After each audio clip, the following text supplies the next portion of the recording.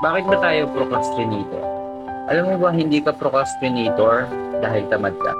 Kadalasan may kinalaman ito sa takot at emotion. Ang procrastination ay hindi time management problem, kundi emotion management problem.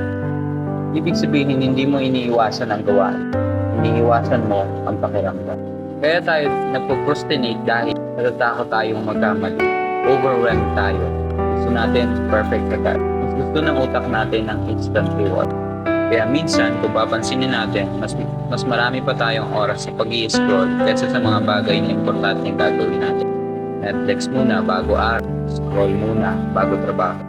Again, hindi dahil sa tamad ka, kundi dahil ayaw ng utak sa discomfort. Kahit sa Bible, may mga ganitong tao, mga ganitong sitwasyon na nangyari na pinapaunawa sa atin at ipinagpaunanan sa atin. Una si Jonah. Ang nangyari kay Jonah, inutusan na siya ng Diyos na pumunta sa Nineveh.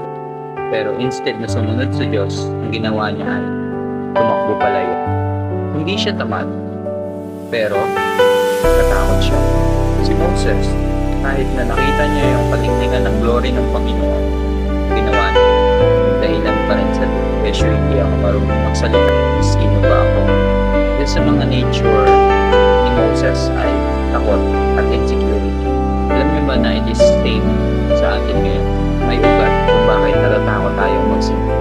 Alam niyo, hindi mo naman kailangan ng sobrang motivation.